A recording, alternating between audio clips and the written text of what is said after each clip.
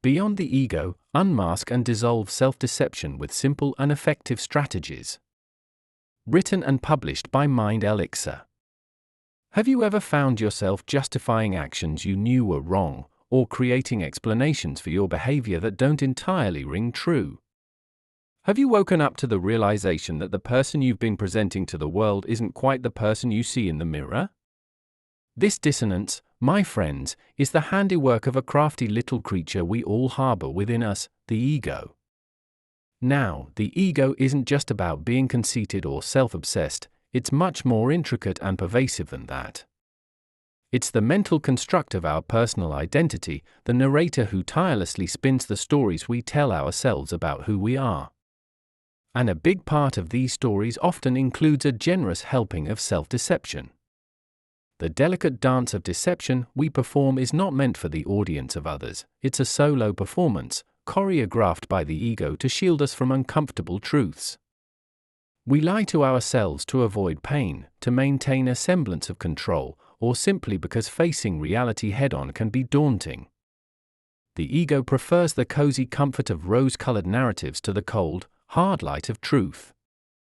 As a result, we become prisoners of our own fabrications, shackled to versions of reality that serve our immediate emotional needs, but ultimately distance us from genuine self-awareness and growth. So how do we begin to disentangle ourselves from these self-spun webs of deceit? It starts with recognition. First and foremost, we can learn to recognize the subtle, and sometimes not so subtle, symptoms of self-deception in our lives. Maybe it shows up as a tendency to rationalize poor behavior, a habit of blaming external circumstances for our failures, or even an internal voice that insists we are always right. These patterns of thought often go unchallenged because they play into a larger narrative the ego has crafted, that we are the hero of our story, impermeable to fault, an archetype of virtue facing an unjust world. Bullseye, right? Well, not quite. Scratching the surface of these narratives reveals a complex psychological landscape that's fertile ground for the ego's seeds of self-deception. Understanding the motives and mechanisms behind self-deception also reveals why our minds are such adept tricksters. There's a cocktail of cognitive biases, emotional safeguards, and defense mechanisms working tirelessly to protect the ego from threats, both real and imagined. We ignore evidence that contradicts our self-image, exhibit an unwarranted level of certainty about our beliefs, and selectively recall events that bolster our ego's script, all in the name of preserving our constructed identity. The journey to lift the veil of self-deception is neither easy nor straightforward. It requires a willingness to question and challenge the ego's narrative. To step beyond our comfort zone and confront uncomfortable truths, we must muster courage and a sincere desire to know ourselves beyond the tales we've been telling. Strategies for this purpose involve practicing critical thinking about our thoughts and feelings, actively seeking feedback that contradicts our self-conception, and engaging in honest self-inquiry to uncover the real motives behind our actions. To observe the ego with clarity, tools like mindfulness and self-awareness are indispensable. They allow us to watch our thoughts and emotions without getting caught up in them, providing a bird's-eye view of the ego at work. By distancing ourselves from the ego's chatter, we can start to discern the difference between reality and the stories we've been sold or have sold ourselves. Moreover, embracing vulnerability by admitting our fallibility opens us up to genuine self-examination and change. It's through this open-hearted approach that we can begin to dismantle the walls of self-deception and reveal the expansive potential of our true selves. Communication, too, becomes a bridge beyond ego. When we communicate honestly, we're not just exchanging information, we're inviting others to peer inside our personal narrative and provide perspective. Others can act as mirrors, reflecting back to us the parts of ourselves we're unable, or unwilling, to see. The practice of letting go, then, becomes a necessary counterpart to honest communication, wherein we release our tight grip on ego attachments, allowing for the possibility of transformation.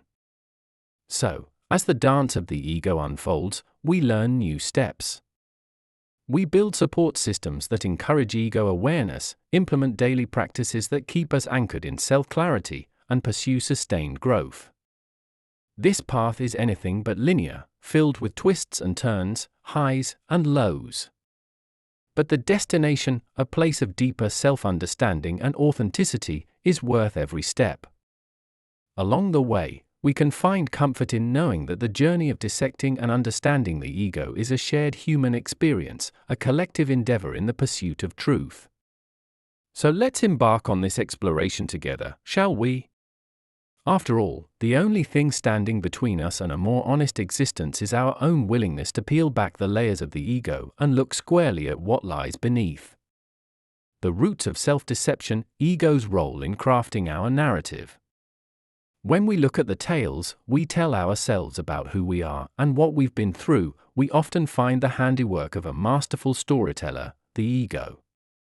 This part of our psyche is not just an identity label, it's a complex agent with its own agendas, fears, and survival tactics. The ego is not inherently malevolent. It evolved to protect and to serve us, carving out our place in the world.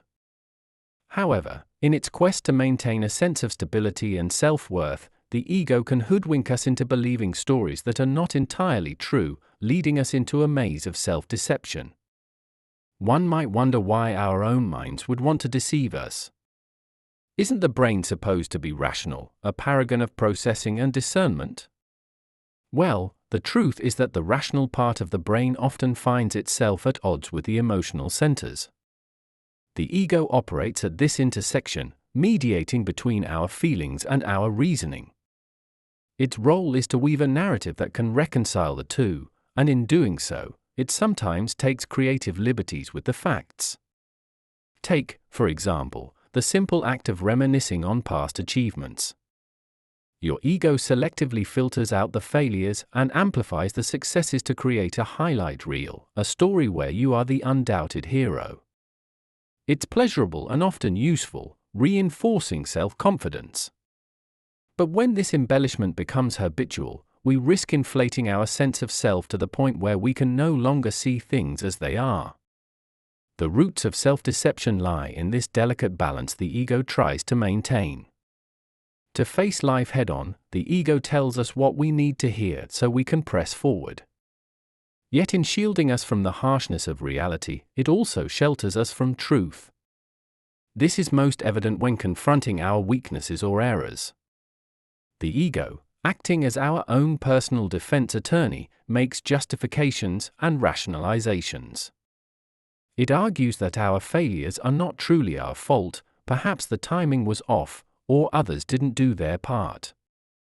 It seeks out information that confirms our pre-existing beliefs, a phenomenon known as confirmation bias, thus entrenching us further in self-deception. But why does the ego go to such lengths to strengthen these misconceptions? It's all about maintaining coherence and avoiding the discomfort of cognitive dissonance, the mental stress experienced by a person who holds two or more contradictory beliefs, ideas, or values. To ease this tension, the ego edits our story until the plotline makes sense again. Our brains prefer this consistency, even if it means glossing over certain truths, because inconsistencies are seen as threats to our self-concept. The narratives we believe about ourselves also shape our interactions with the world around us. The ego doesn't just want us to feel good internally, it wants others to view us through the same rose-colored lens. So it paints a public image, one that might not align with private truths. Often, we may not even be aware of this discrepancy, so intertwined are the stories we tell ourselves and the persona we project. Moreover, the stories the ego crafts are not static. They are dynamic, constantly edited, and re-edited to suit new situations and to integrate new information. This is why a person can go from self-assuredness to self-doubt and back again, as their ego rewrites their internal script in response to external pressures and internal changes. Each rewrite is an opportunity for both genuine growth and increased self-deception. We are not helpless in the face of our ego's narrative drive. Indeed, the first step toward reducing self-deception is acknowledging the ego's existence and its role in crafting our stories. By understanding that our internal monologue is partly a construct designed to keep our self-esteem afloat, we can begin to question its narrative more critically. It's like realizing that we're in a hall of mirrors and starting to look for the edges of the glass. Once we know it's there, we can peer around it, endeavor to see beyond it, and strive for a more realistic self-conception. The ego is a part of us, yes, but it's not the totality of who we are. By stepping back from its narrative, we can see it for what it is, a useful but imperfect tool for navigating life. It's a bit like an old, familiar map, reliable in the well-trodden territories of our personality, but less so in uncharted psychological terrain where new insights might be gained. Through awareness, we can discern when our ego is coloring outside the lines of reality and gently guide it back, not with judgment, but with an understanding that it's only trying to do its job. Embracing the ego as an innate aspect of the human experience, while also challenging its monopoly on our self-image, sets the stage for personal growth. It isn't about defeating the ego, but about understanding its habit of bending truths, so that we may recalibrate it. With practice, we can become both author and editor of our narratives, writing our stories with an ever greater allegiance to the truth. It's a lifelong endeavor, but one that ultimately leads to more authentic living, as we move closer to a self-narrative that reflects our genuine selves rather than just the tale our ego wants to hear. In this journey, we come to learn that the deepest roots of self-deception are not in the ego's nature but in its unchecked control over our self-perception. Film director Federico Fellini once said, "The ego is the worst confidence trickster we could ever figure. We might even see ourselves as a kind of fiction." By learning to discern the ego's fictions, we can step back from the web of self-deception and truly confront the facts of our lives with courage and honesty. It's in this confrontation that we find the path to a more enlightened self-awareness, one that cherishes reality over the comfort of the ego's well-spun tales. Recognizing the signs of self-deception in daily life. Self-deception is a subtle yet powerful force that can shape our perceptions, behaviors, and relationships. It's the mental sleight of hand where we convince ourselves that a lie is the truth, often to avoid facing uncomfortable feelings or to maintain a certain image of ourselves. In fact, recognizing when we're deceiving ourselves can be quite a challenge, because by its very nature, self-deception operates below the level of conscious awareness.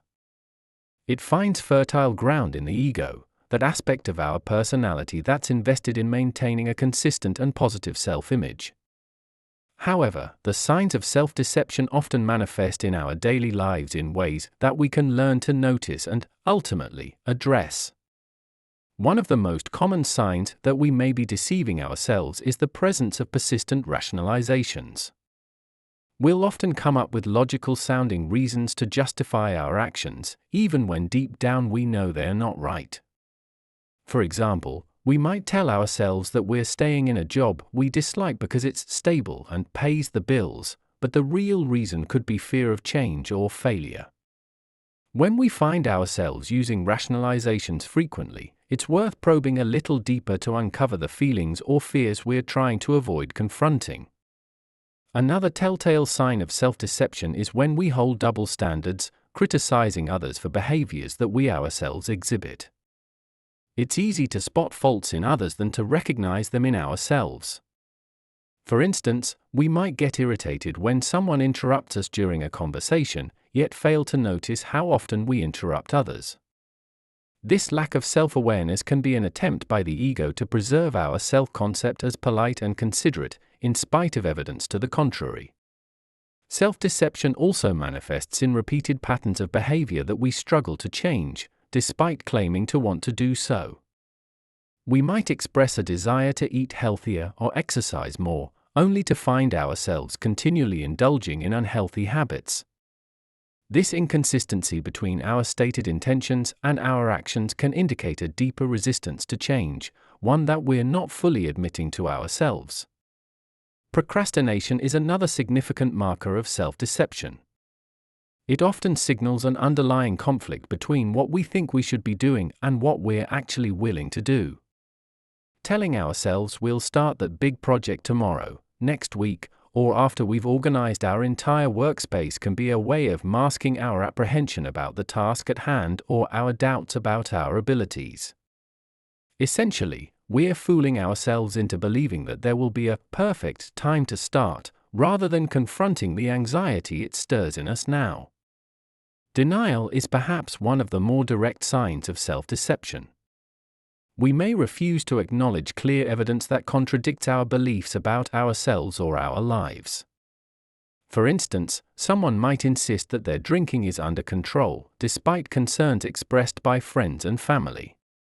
This form of self-deception is a protective mechanism, sparing us from the painful work of acknowledging and addressing problems. Projection is a sophisticated form of self-deception where we attribute our own undesirable thoughts, feelings, or motives to someone else. If we're feeling particularly hostile but don't want to accept this aspect of ourselves, we might perceive others as being hostile towards us. This displacement serves to keep us at arm's length from our own darker impulses, preserving a self-image that we find more palatable. Those prone to regular bouts of jealousy or possessiveness in relationships might be deceiving themselves about their self-worth or the trustworthiness of partners. Rather than facing insecurities head-on, they externalize these feelings onto their relationships, creating scenarios in their heads where partners are unfaithful or disinterested. This pattern protects the ego by redirecting attention away from internal fears and onto external factors that can be blamed. Overcompensation can be indicative of self-deception as well. If we're insecure about a particular trait, we might go to great lengths to prove the opposite. Someone who fears being seen as unintelligent may constantly seek to demonstrate their knowledge, even when it's not necessary or wanted. This behavior is a form of self-deception because it masks an underlying insecurity with a facade of confidence. Interestingly, even our dreams can offer clues to self-deception. Dreams can bypass our conscious coping mechanisms and reveal truths we're hiding from ourselves. A dream in which we're constantly searching for something we can't find might reflect a sense of unfulfillment in our waking life, one that we have not yet admitted to ourselves. It's a psychological Morse code from the subconscious, signaling issues that need to be addressed. The effects of self-deception can also be identified in our physical bodies. Somatic symptoms such as chronic tension, headaches, and stomach problems can sometimes be manifestations of psychological conflicts that we're not consciously acknowledging. When there's a discrepancy between how we're feeling emotionally and what we're admitting to, our bodies often speak up in the language of symptoms, signaling that something is amiss. An excessive need for external validation can be a sign that we're not being honest with ourselves about our own value. If we're constantly seeking approval or praise from others, it may be that we're not willing to look at and accept our own weaknesses and strengths. We might be deceiving ourselves into believing that our worth comes from what others think of us, rather than from an intrinsic sense of self-esteem. In our daily lives, the signs of self-deception are numerous and varied, but they often revolve around a central theme: the conflict between reality and our desire to see ourselves in a certain light. Whether it's through rationalizations, double standards, denial, or overcompensation, our ego works hard to maintain a narrative that aligns with its preferred self-image. The work of recognizing these signs is the first step in breaking free from self-deception, setting the stage for a more honest, self-aware existence. Once we learn to identify these signs, we can begin the journey towards greater psychological clarity and well-being. The psychology behind self-deception: why our minds trick us. Understanding the psychology behind self-deception can be both fascinating and bewildering. The human mind is equipped with an array of defense mechanisms and cognitive biases that can lead us to deceive ourselves, and it does so for a variety of reasons. This act of self-deception involves convincing oneself of a truth or lack thereof, often to the exclusion of the more evident reality or factual evidence. At the core of self-deception is the discomfort of cognitive dissonance.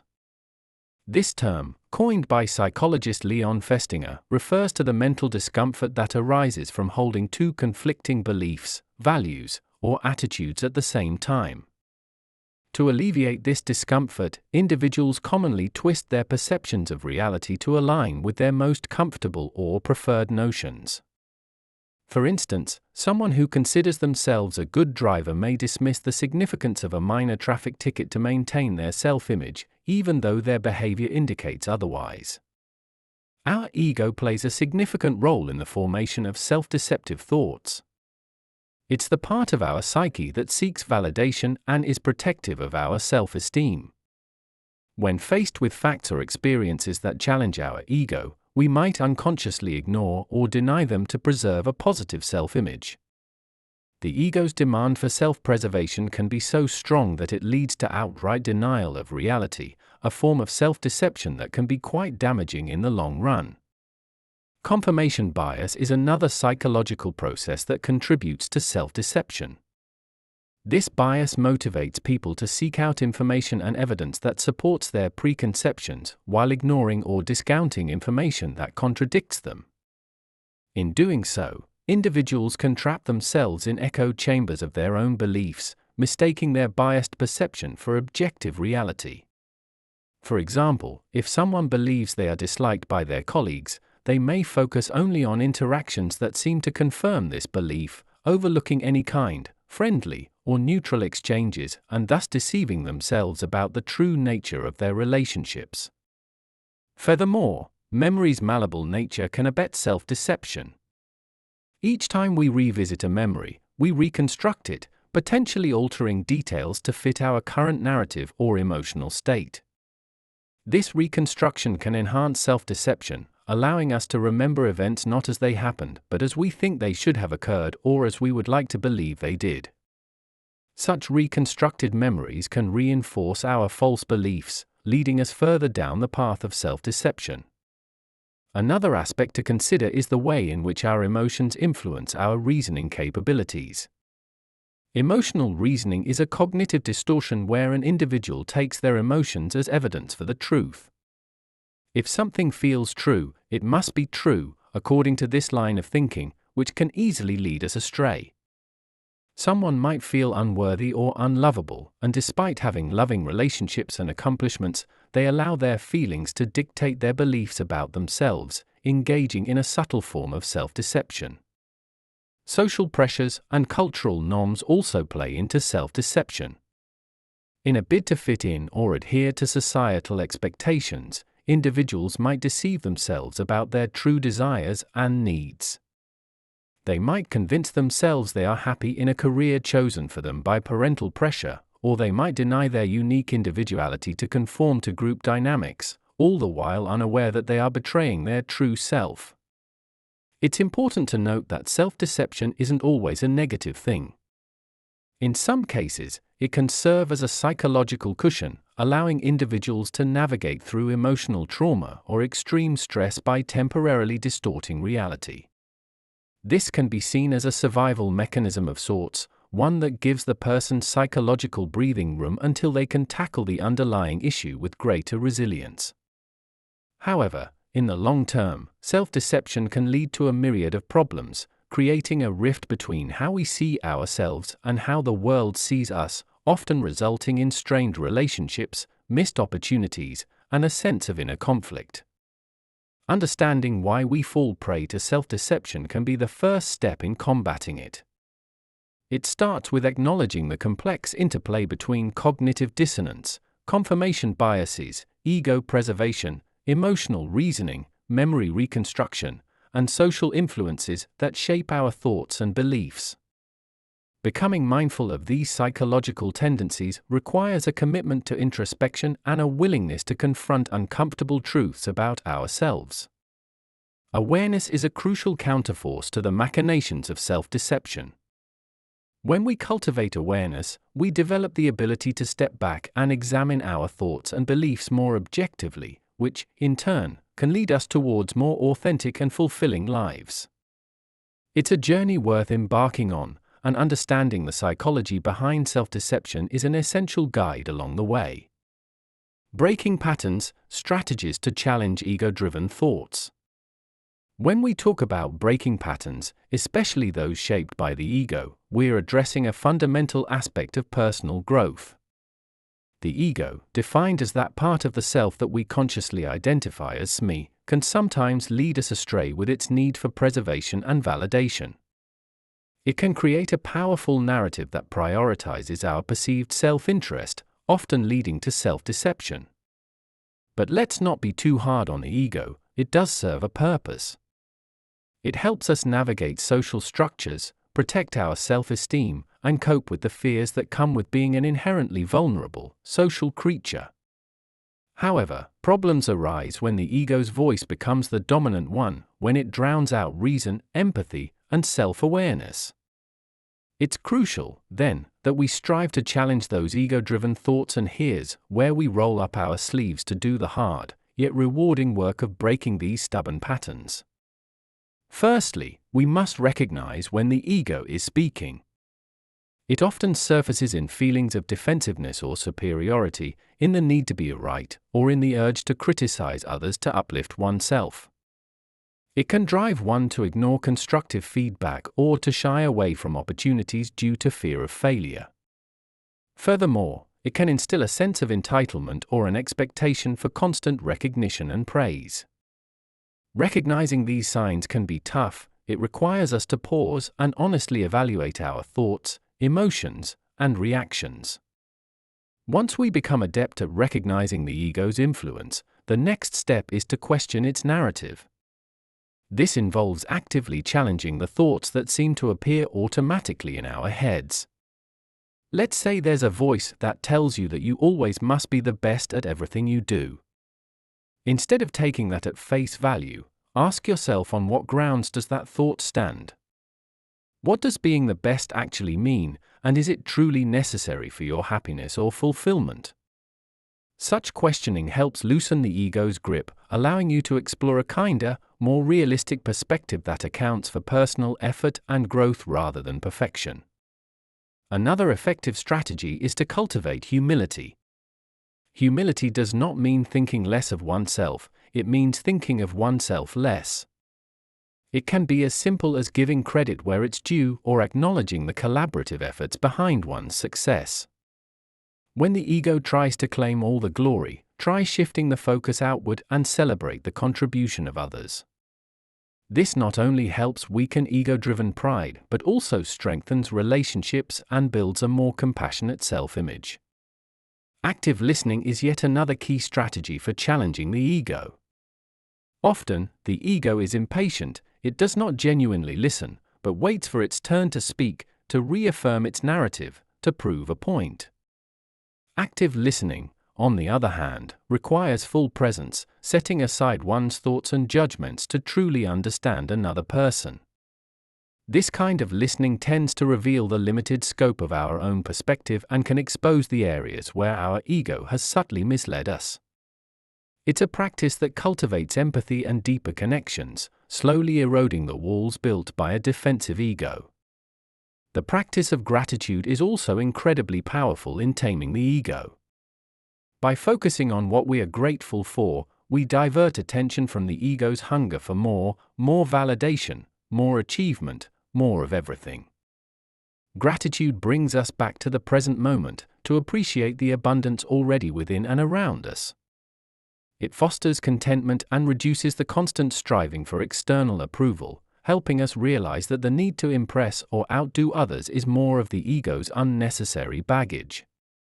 Embracing new perspectives is critical in breaking the ego's stranglehold. This might mean exposing oneself to new ideas or cultures, engendering a sense of wonder and curiosity that the ego finds difficult to maintain.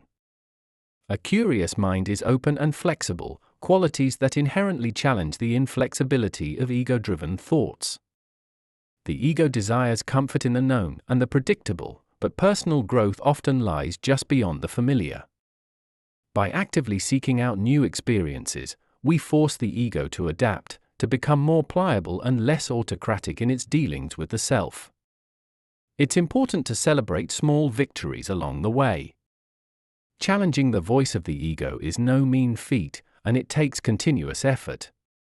Along the journey, there will be times of success, moments when you catch yourself before an ego-driven reaction or think critically instead of accepting the ego's narrative.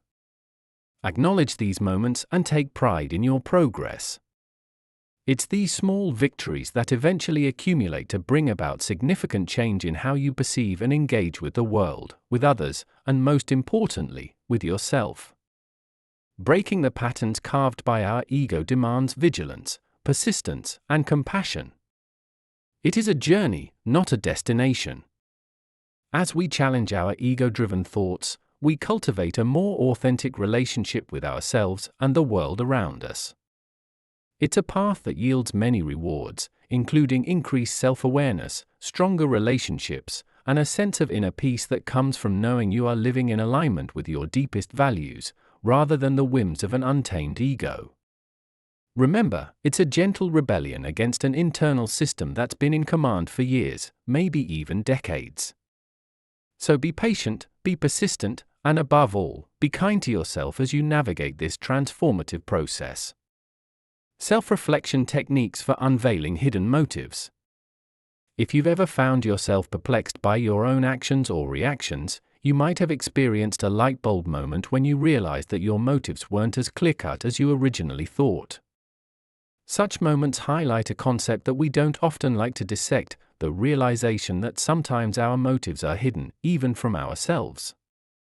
The path to understanding these elusive motivations requires embarking on a journey into self-reflection, illuminating the nooks and crannies of our psychology that we might otherwise ignore. The significance of self-reflection cannot be overstated. It is the doorway to understanding our authentic selves and the foundation for personal growth and better decision-making. The art of self-reflection is rich with techniques that encourage us to confront our inner narratives and uncover the truth behind our thoughts, feelings, and behaviors. One such technique is journaling, a powerful tool for introspection that allows for a candid conversation with oneself. By putting pen to paper, the abstract thoughts that swirl in our minds become concrete expressions, making it easier to analyze them. When journaling, it can be particularly insightful to focus on situations that elicit strong emotional responses. By describing these scenarios in detail and examining our emotions and reactions, we might uncover patterns and first hints of the underlying beliefs or fears that drive them. Another technique that offers a gateway to self-understanding is meditation.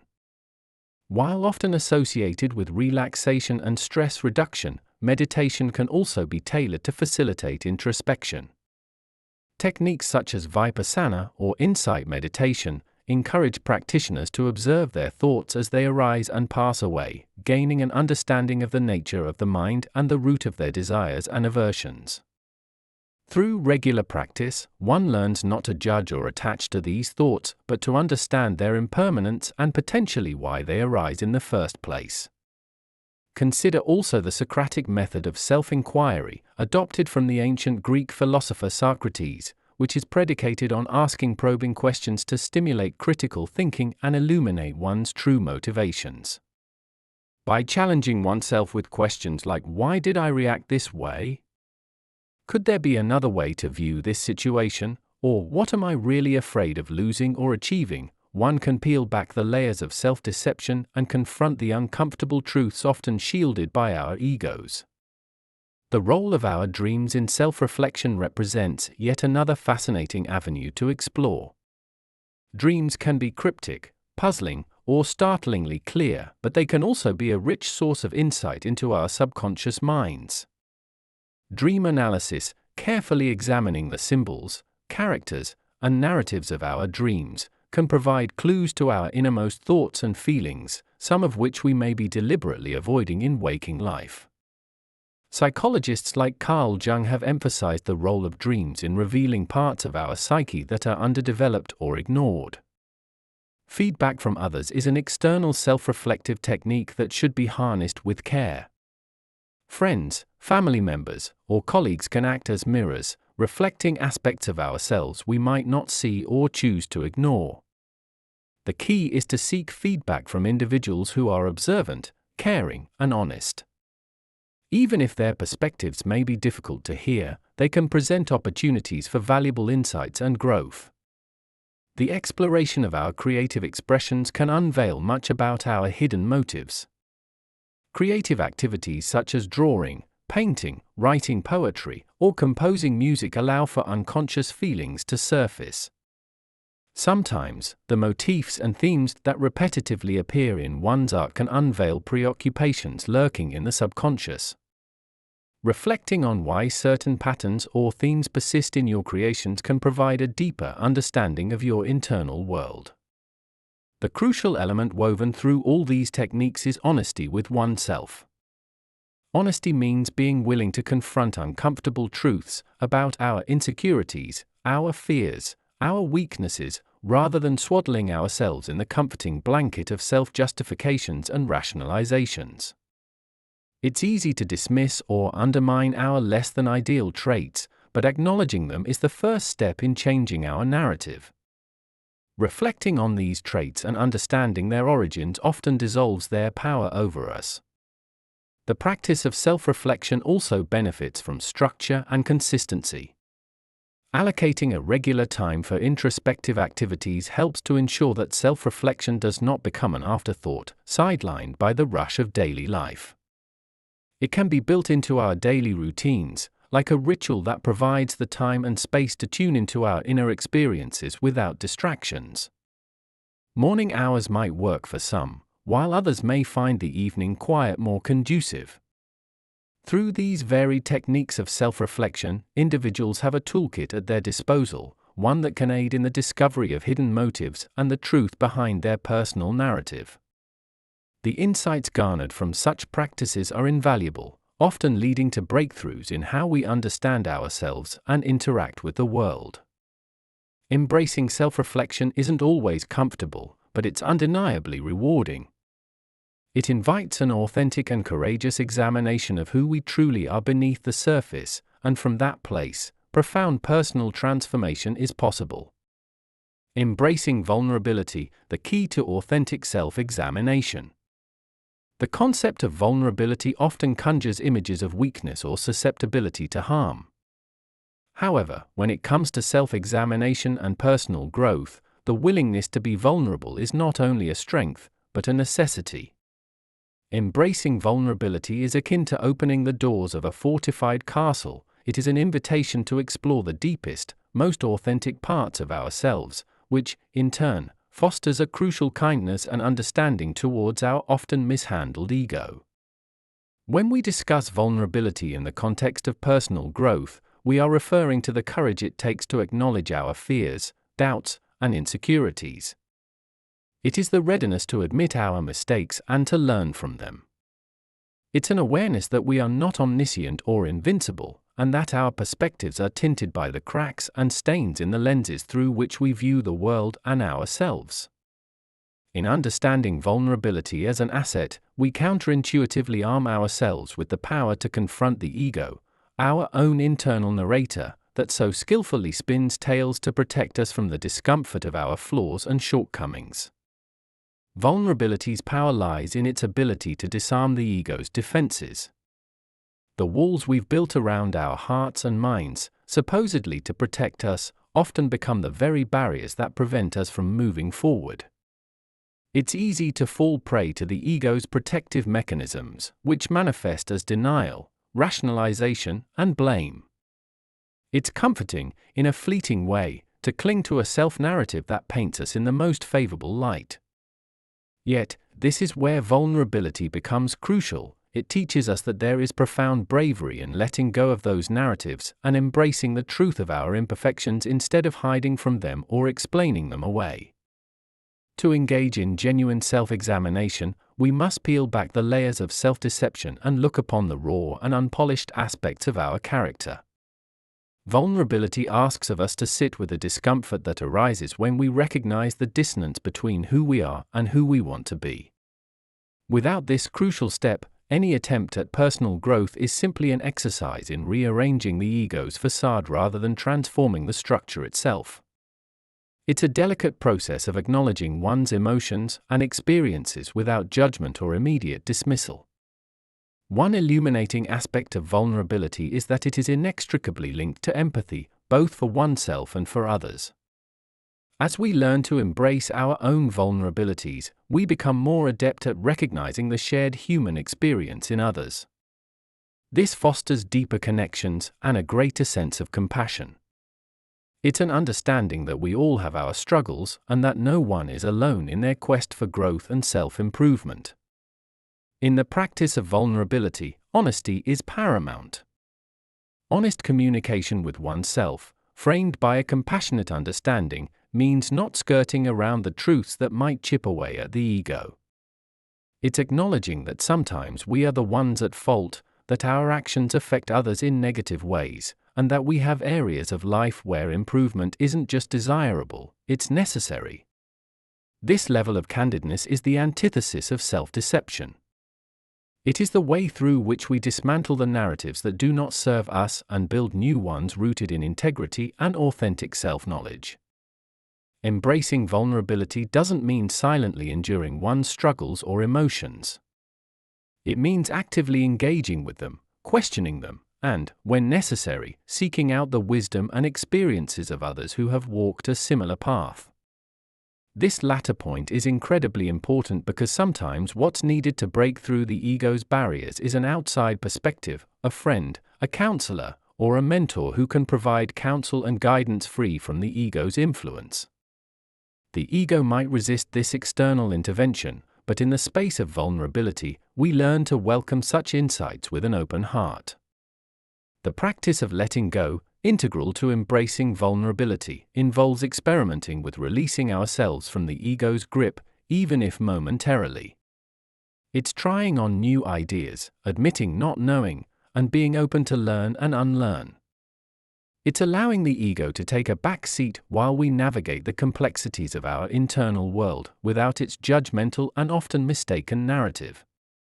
The point is not to eradicate the ego, but to integrate it healthily into our broader sense of self.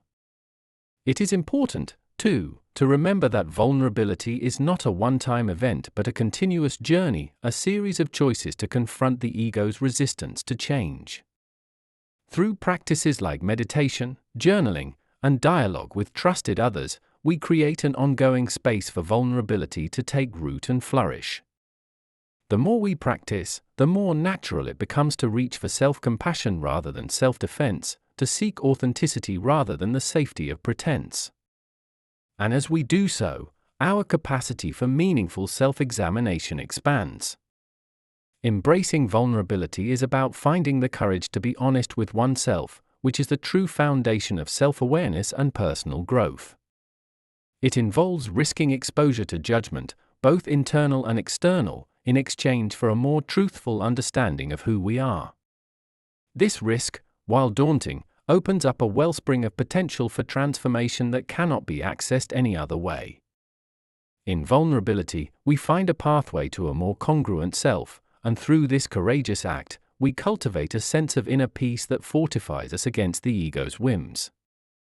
It's a paradoxical truth that in allowing ourselves to be vulnerable, we tap into a strength that is profound and more durable than the mightiest ego defense. Honest communication, building bridges beyond the ego. In the realm of personal development, one of the most transformative yet often underrated areas to explore is the art of honest communication.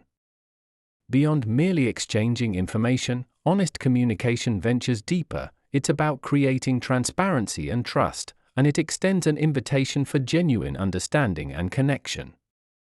When the ego is at play, it can distort the way we express ourselves. It filters our words through a mesh of defense mechanisms, and sometimes it whispers white lies or half-truths that seem harmless but cumulatively build walls between us and the people we care about.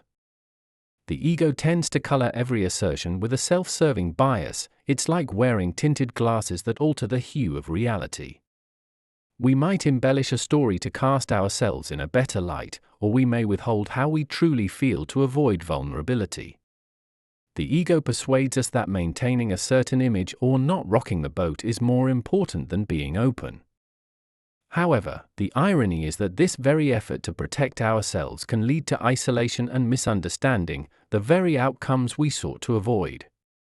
The endeavor to transcend ego-driven communication requires us to be acutely attentive to our motivations. It asks of us to recognize the value in laying bare our thoughts, not weaponized for self-affirmation but presented as offerings to a shared reality. To communicate honestly, we must sometimes confront uncomfortable truths about ourselves. We might have to admit to envy, acknowledge a mistake, or voice an unpopular opinion. In doing so, we take responsibility for our part in the dialogue and create an environment where honesty is not just accepted but welcomed. A pivotal cornerstone to honest communication is cultivating empathy. To move beyond the ego, we must practice putting ourselves in the other person's shoes, trying to comprehend their perspective even if it doesn't align with our own. Empathetic listening goes hand in hand with honest speaking. It gives us the context to understand where our honesty will land. It's like preparing the soil before planting a seed. The process is done so that the truth can take root and grow, rather than land harshly and harm. Clear and direct language is a friend to honesty.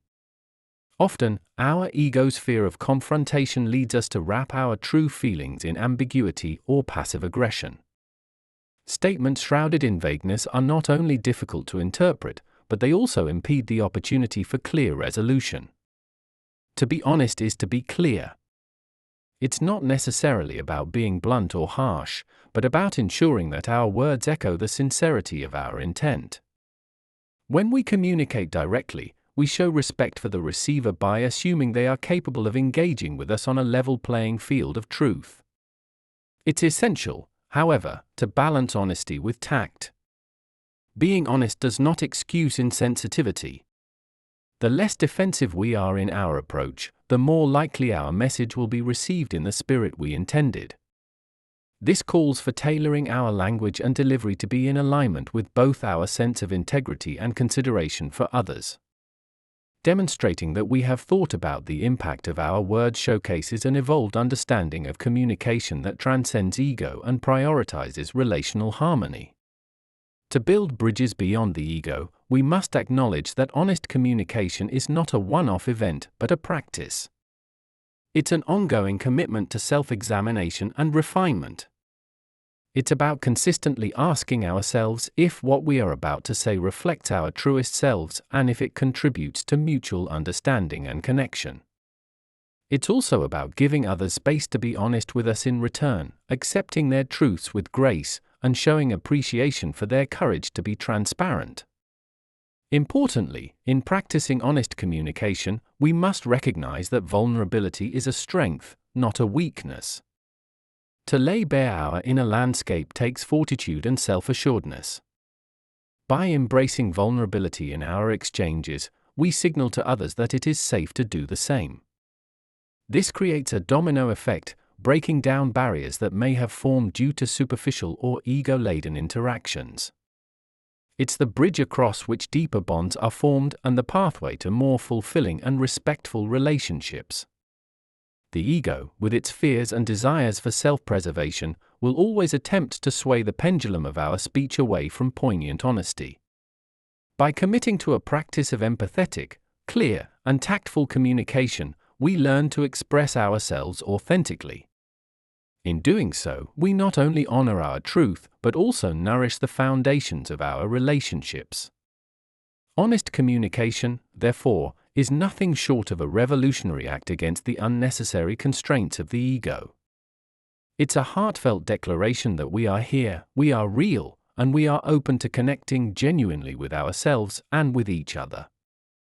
The practice of letting go, techniques for releasing ego attachment. Releasing ego attachment is an essential part of personal growth and self-development. The ego, our constructed sense of self, encompasses the thoughts and beliefs we hold about our identity, capabilities, and worth. It's forged through our experiences, triumphs, and failures. As we navigate through life, the ego can sometimes hold us back, sticky with the residue of outdated narratives and limiting beliefs. Learning to let go of these attachments requires conscious effort, but the rewards are freedom, peace, and a deeper connection to our true selves. One of the most profound ways to release ego attachment is through mindfulness. Mindfulness is the practice of anchoring oneself in the present moment, observing thoughts and feelings without judgment.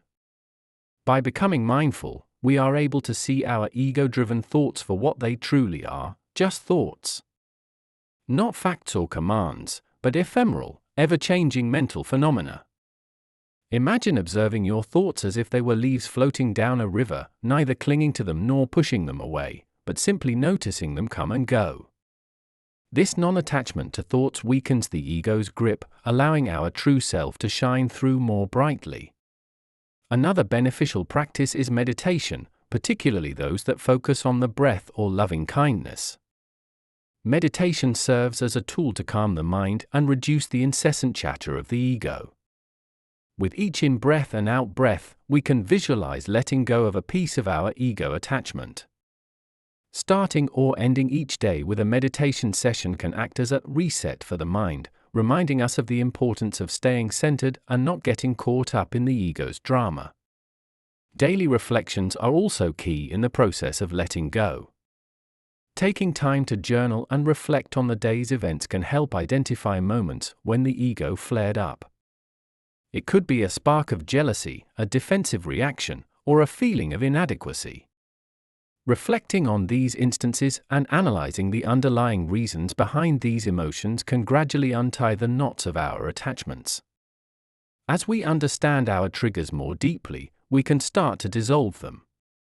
Gratitude practices push the boundaries of our ego by shifting the focus from a me to the we. When we actively practice being grateful, we acknowledge the interconnectedness of life and how much we depend on others. Our accomplishments are rarely ours alone, they are usually the result of collective effort.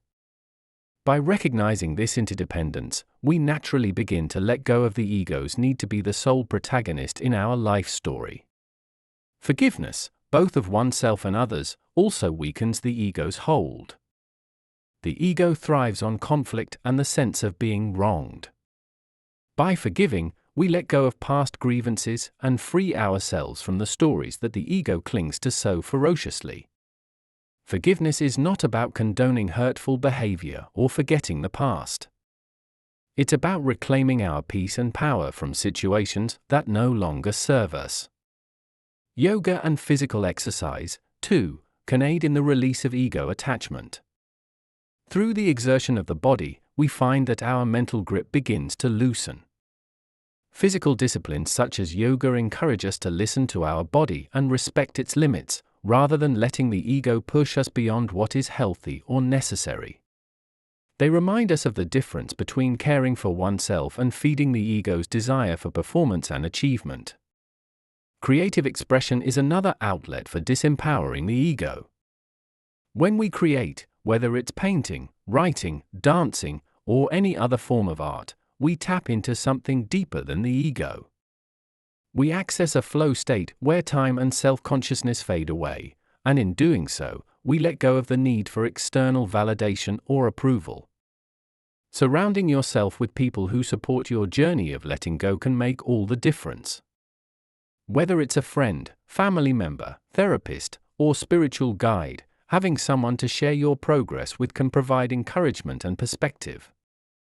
They can gently point out when our ego is at play and remind us of our commitment to personal growth.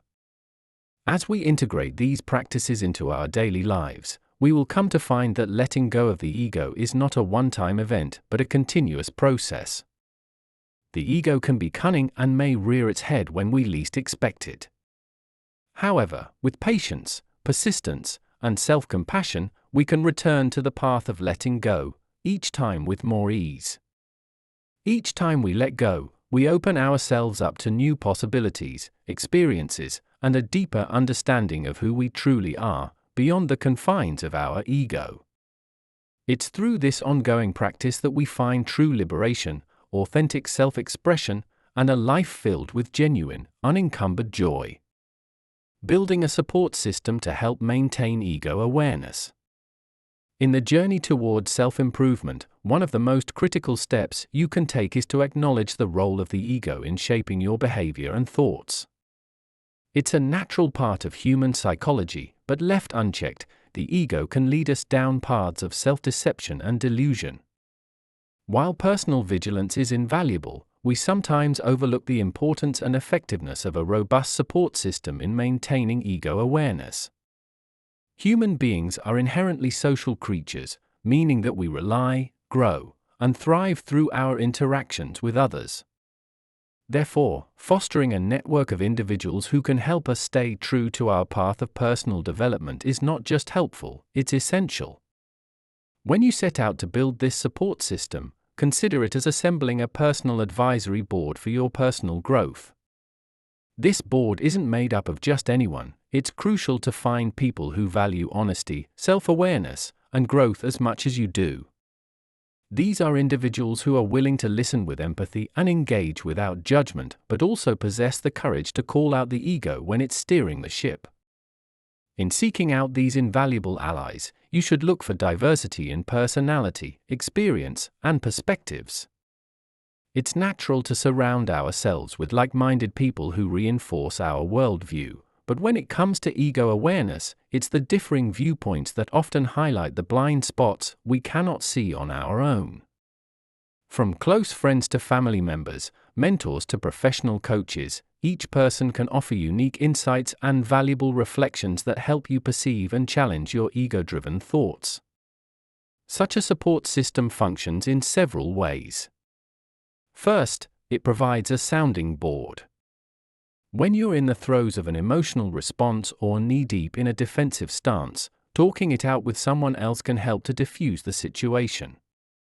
It's through vocalizing our thoughts that we can sometimes catch the ego in action. A comforting presence listens and perhaps nudges you with questions to delve deeper, helping you uncover the underpinnings of your ego's narrative. Secondly, this network offers accountability. When you share your goals for personal growth, like being more open-minded or less reactive, you create a commitment not just to yourself but to others. These people then have a gentle way of ensuring you stick to your commitment. They aren't there to punish or berate, but rather to remind and encourage, helping you refocus when the ego tries to sidestep accountability. A support system also offers a mirror to our behavior, reflecting back the way we present ourselves to the world. This mirroring can reveal discrepancies between our internal self-perceptions and our external actions and behaviors. What you deem assertive, another could point out as aggressive, nudging the ego aside to allow examination into why this disparity exists. Another key aspect is the support system's role in bolstering us during moments of vulnerability. Embracing vulnerability, as frightening as it sounds, is the antithesis of an ego-driven life. It's where true growth resides. Your support network provides a safe space to be vulnerable, to admit fears, and to speak about insecurities without feeling judged or belittled. In these shared authentic experiences, the ego loses its grip, allowing for connection and growth. A support system educates by sharing knowledge and wisdom. Through friends, family, or professional relationships, you get access to a wealth of experiences. Whether it's a mentor sharing lessons from their professional journey, or a friend recounting a personal tale of overcoming ego-driven behaviors, the knowledge shared fosters insight and learning. While the existence of a support system is crucial, the effectiveness hinges on the quality of engagement. Active engagement with your support network means regular check-ins, honest conversations, and mutual respect. It's also about being reciprocal in the relationship, being there to offer the same support and constructive feedback. Remember, a support system is not a one-way street, it thrives on give and take. Quality support systems are dynamic and adaptable. As you grow and evolve, so too should your support network. The stakeholders in your journey may change, and that's okay. Embracing new perspectives and saying goodbye to those that no longer serve your journey is a natural progression. It's worth mentioning that establishing and maintaining a support system like this doesn't happen overnight. It requires nurturing and effort. But the returns on this investment are immeasurable. Through the mirror others hold up for us, the guidance they provide and the accountability they ensure, we stand a better chance of maintaining ego awareness and fostering genuine personal growth. Remember, in the grand narrative of your life, the ego can be a compelling narrator, but it doesn't have to be the sole author. Through a diverse, engaged, and supportive network, you can write a more balanced, self-aware, and fulfilling story for yourself, one that's dictated by a well-rounded perspective rather than the often biased voice of the ego alone. Thus, take the time to cultivate these relationships. They are the bedrock upon which the edifice of your self-improvement efforts firmly stands. Implementing daily practices for sustained self-clarity and growth. When we consider the journey towards personal growth and increased self-awareness, the consistency of our actions becomes fundamental. The implementation of daily practices designed to maintain ego awareness and cultivate sustained self-clarity is not simply a beneficial activity, it is the bedrock of long-term transformation. It is about forging habits that steadily keep us aligned with our deeper values, rather than being perpetually swept away by the currents of ego-driven desires and fears. Cultivating such habits is akin to tending a garden. It requires regular attention, care, and the removal of weeds that might choke our fledgling insights. One of the key practices in this personal nurturance is journaling. Not the once-in-a-while outpouring of emotions, but as a daily ritual. It serves as a mirror reflecting our inner life, prompting us to question our motives and acknowledge our progress. By setting aside time each day to write down our thoughts, feelings, and experiences, we engage in a process of self-discovery that goes beyond superficial introspection. Meditation, another pivotal daily practice, establishes a profound connection with the present moment, allowing us to observe our thoughts and feelings without attachment. Through regular practice, we develop the ability to witness the ego's narratives without getting entangled in them, creating space for clarity and insight. The practice doesn't need to be cumbersome, even a few minutes a day can create significant shifts in awareness. Physical exercise, while often associated with bodily health, is equally important for mental well-being. By incorporating a routine that keeps our body active, we are not just improving our physical fitness, but also releasing pent-up stress and anxiety, strengthening our mental resolve, and subtly diminishing the ego's influence, which thrives on internal tension and unattended emotional imbalance. Gratitude, though seemingly simple, is a transformative practice. Starting or ending the day by acknowledging the things we are grateful for shifts our focus from a mindset of lack, often perpetuated by the ego, to one of abundance. This perspective nurtures a sense of contentment and humility, countering the incessant wanting that characterizes egoic patterns. Engaging in daily acts of kindness is another practice that undercuts the self-focused tendencies of the ego. When we make it a point to help others without expecting anything is returned, we build a sense of connection and empathy that fosters genuine self-actualization. Learning something new every day is a challenge to the ego, which likes to reside in the known and the predictable. By exposing ourselves to new ideas, skills, or perspectives, we affirm our commitment to growth and our willingness to be beginners again. This humility is at the heart of sustained self-clarity, as it requires acknowledging that we do not have all the answers. Social connections that are deep and meaningful also offer daily opportunities to practice self-awareness and to confront our egoic patterns. Engaging in honest, non-defensive dialogue encourages transparency and offers us a chance to see ourselves through the eyes of others, revealing aspects that we might otherwise overlook. Implementing these practices is not a one-size-fits-all affair, as each individual's journey is unique. It requires tailoring activities to fit personal needs, preferences, and life ways. What remains universal, however, is the need for discipline and patience. As with any practice, challenges will arise. There might be days when the ego seems to have a stronger hold, where old habits surface with a vengeance. It's on these days that the practices become even more crucial, a testament to our commitment to growth and self-clarity. There is immense power in small, daily acts. Over time, they compound and lead to profound changes that can be otherwise unattainable through sporadic bursts of effort. It's through the regularity of practice that we build resilience against the ego's subversive tactics. It is much like water carving its way through stone, not through force, but through persistent, gentle flow. Therefore, as we embark on this path of maintaining ego awareness, we must be gentle with ourselves, for transformation is a journey, not a sprint. It's a path walked with intention and care, a composition of many small steps that together create a magnificent dance of clarity and growth. Sustaining self-clarity and nurturing personal growth through daily practices is an art as much as it is a discipline. It requires dedication, mindfulness, and a heartfelt desire to journey inward.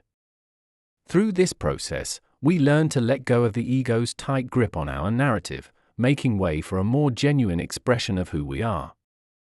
And with each day that we commit to this practice, we lay a brick on the path towards a more enlightened self, one that greets the world not with defensiveness and deception, but with openness, authenticity, and a deep-seated grace.